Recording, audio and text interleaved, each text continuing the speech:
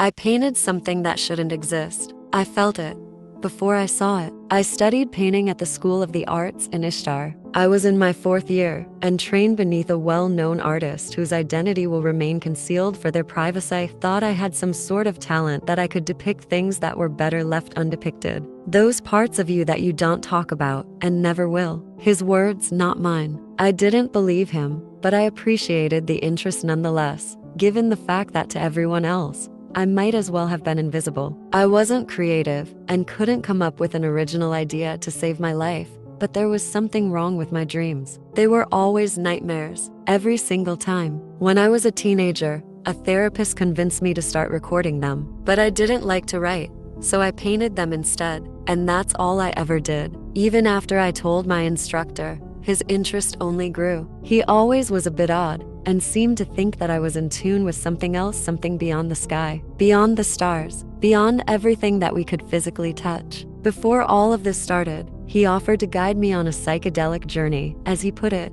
to try and better understand my condition. The thought of taking anything always terrified me, even more than the nightmares. The thought of no longer being in control of my surroundings and the things that I saw. But unlike in a dream, this world could harm me. This world could kill me. But I didn't like to think I was a coward, so I agreed. That was my first mistake. I don't actually remember that night. He only told me that beyond a certain point, I seemed to lose contact with the world. I laid perfectly still on the ground, and I didn't say a word. I wouldn't respond to anything he asked or did. I just wasn't there. After the trip had ended, he told me that I left, and that I swore I was fine, though I didn't respond when he asked me what I had seen. For me, all I remember was waking up in my bed, back at home, feeling like I hadn't slept in a year. My skull pounded with the worst headache I ever experienced, like my brain was being squeezed in a vice. And when I got up and looked in the bathroom mirror, I saw tears of blood dry on my cheeks. I immediately thought that something was horribly wrong, and I started thinking about all the terrible diseases that it could have been. Yet, at the same time, I also knew that I was a hypochondriac. I almost went into debt from all the useless visits to emergency rooms that I had in my past. And it was never anything real. It was just my brain playing tricks on me. So, I talked myself down, and even though I had every right to be concerned, I brushed it aside and assumed that it was nothing. I came up with convoluted scenarios in my mind that could somehow led to the symptoms I felt, always trying to rationalize it. It wasn't sickness. It wasn't magic. It was psychology, and I would find a way through it,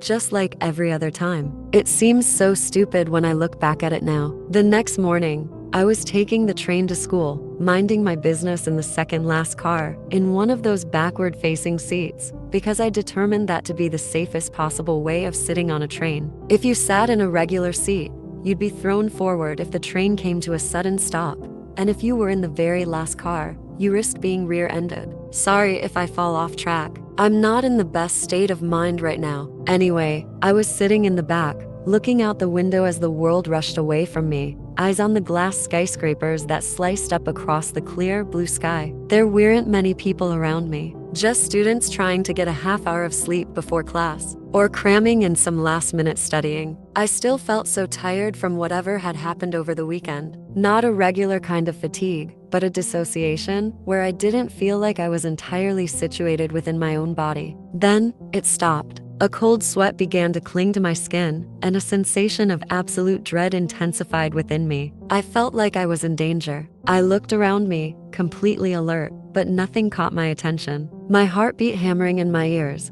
I glanced out the window, and that's when I saw it. It was so odd that I didn't really know what I was seeing at first. There was a middle-aged man, black peacoat and blue jeans, standing on the roof of a building below the tracks, the slanted shingles beneath his boots staring directly at me as the train passed him by. There was no reason for him to be there. He wasn't dressed like a worker of any sort, and this wasn't a roof that was meant to be accessed. He looked like anybody you would see on the street, but for some reason, he was there, and he was looking up at me, his face blank and expressionless. The train passed by him so quickly that I almost thought I was hallucinating, and I tried to look back, but the roof was out of sight. I glanced at the other passengers, but nobody else seemed to notice, even the few people that were staring out the window, and should be rightly seen him. Once again, I rationalized it. I was an overly cautious person, prone to overthinking things, and I knew it. So, I brushed it off. I was sleep deprived. I was unwell. I was recovering from a psychedelic experience that I didn't even remember. So,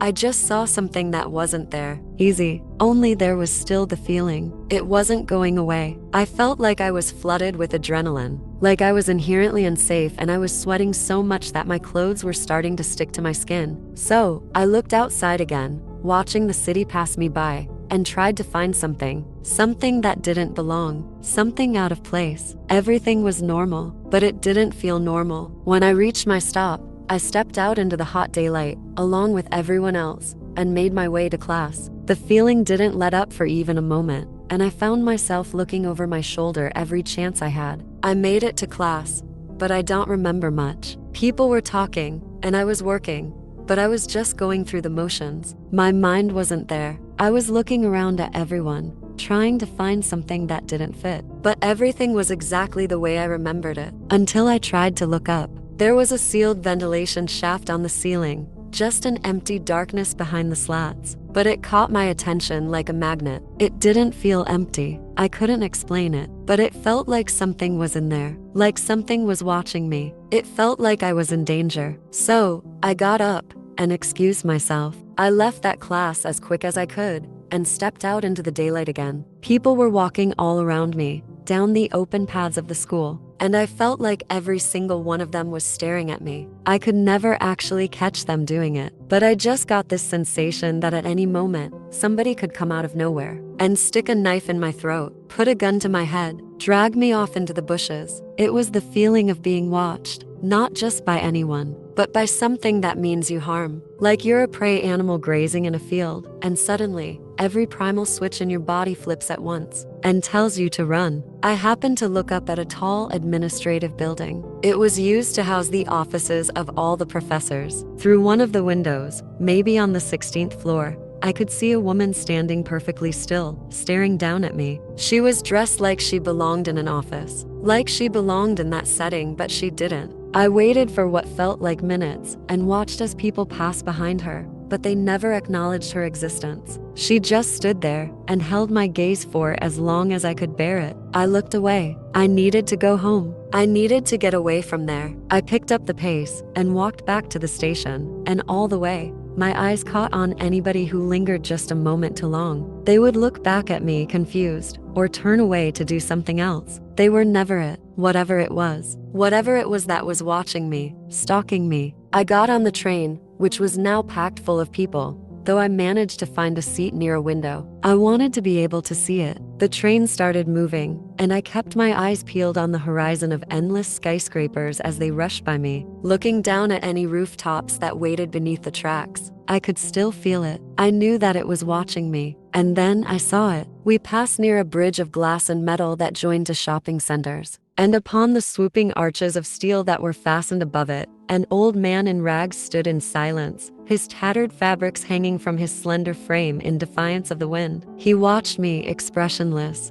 his eyes shifting with the movement of the train. I nudged the lady who was sitting next to me and pointed at the man outside. "Do you see a man right there?" I asked. "On the bridge, standing on top of it." She looked out the window and then back at me, her expression alarmed. She shook her head and then got up from her seat, moving to the back of the car. I looked again, searching the landscape for the next appearance as the train began to slow for a stop at the next station. On a restaurant balcony, on the street below the tracks, a young tattooed woman sat at a table with two men, but they didn't acknowledge her presence. She was staring up at me, her mouth hanging slack, as though caught in a depraved, hungering trance. I got the attention of a father entertaining his son and pointed out the window. "Hey, do you see that lady down there?" I asked. "Right at the table with two guys, with the tattoos." The man glanced out the window, looking down at where I was pointing. "I see the two guys," he said with a shrug, returning his attention to his kid. The woman slipped out of view as the train pulled into the next station. Was I losing my mind? Did something happen to me? My instructor wouldn't be on campus until the next day,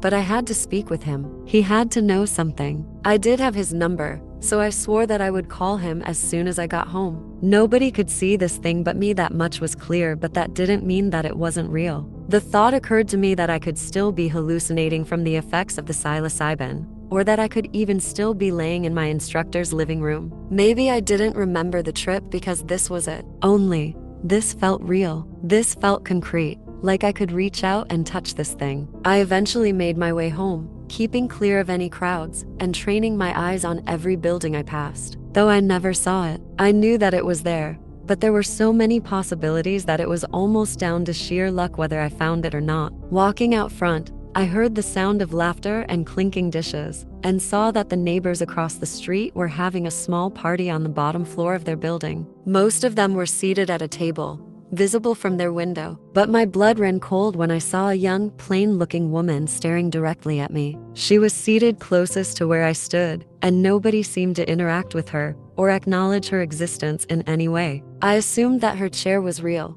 but to the rest, was empty. Others were standing. Every other seat was occupied. Perhaps they avoided it, but didn't quite know why. It didn't occur to them. Maybe this creature did exist and filled a physical space within the world, but for some reason, could only be seen by the victim of its malevolence. The only thing that I truly realized in that moment was that every single time I saw it, it was getting closer. I quickly entered my building and made my way up to my apartment. The feeling stalked me, even when I was in the halls or fire escape, with no possible way of being observed. If it had no line of sight within the world, it was almost like it watched me through the walls, like it crawled through all those cracks and spaces invisible to the naked eye, peering up at me from the subtle gap in the baseboard or the darkness beneath the radiator. I had arrived at my apartment, but I didn't feel safe. I felt exactly the same. I checked every room and every corner, every closet that I barely opened, and found nothing. But I had to be sure. Then I opened the blinds and peered out at the building across the street. I could still hear the party on the lower level,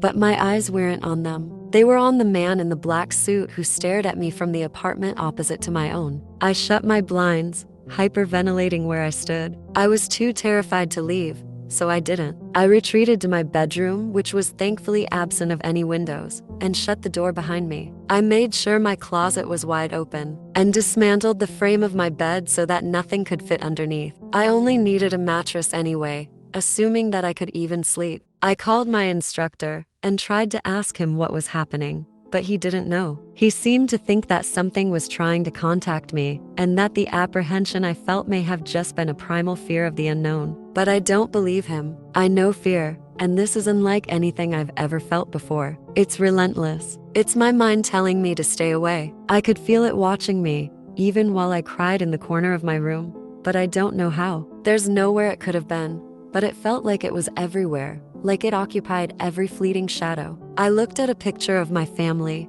on my nightstand and saw a person that I didn't recognize. I picked up the framed photograph and saw a bearded man standing behind my father, staring back at me. I took a picture and sent it to my mother, asking who he was, but she said that she didn't see him. At some point, I called her and tried explaining, but I was too scared and incoherent to get anything across. She thought I was having some sort of psychotic break from the drugs I took, but I know that I'm not. This is real. I know it is. She called the police, and I know she was just trying to do what she thought was right, but that wasn't what I wanted. If the police came, they would take me outside, and outside is exactly where it was, where I hoped that it was. I don't know how long I waited there. Time isn't something that I have the greatest grasp on right now. It must have been night, because underneath the door, there was only darkness. Everything was quiet, so quiet that I could hear my own heartbeat. I remember wondering why the police didn't come, but I was so tired and confused and scared that I didn't know what to think. Slowly,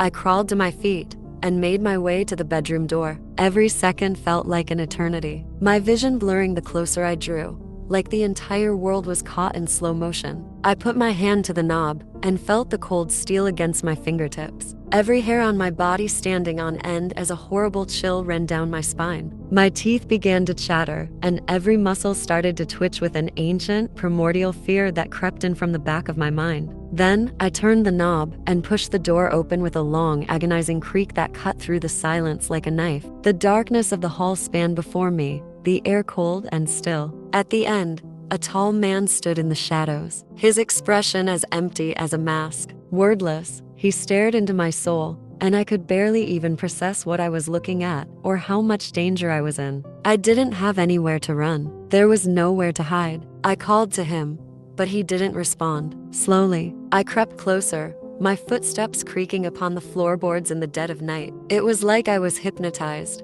yet at the same time, I had to know. I had to know if this was real. The closer I got, the taller he seemed to become, every feature distending and looming, while my heart hammered in my ears and tears of blood stained my cheeks. Every pore on my body dripped with an icy sweat, and I could feel urine trickling down my leg as I stared into his dark and soulless eyes. His face started to change, roiling and shifting, like I was looking at 1,000 people at once, transforming between male and female, young and old, human and animal, to something altogether different. And the closer I drew to that truth, the more its mouth seemed to stretch, splitting open into a yawning darkness of teeth and fear that I swore went on forever. And then, I was gone. The next thing I saw was a light gleaming overhead through the blur of my vision. My ears were ringing, but I could hear the murmur of people nearby. I was laying on my back on a hospital bed, and my head was pounding with the worst headache I had ever felt. They had put me on some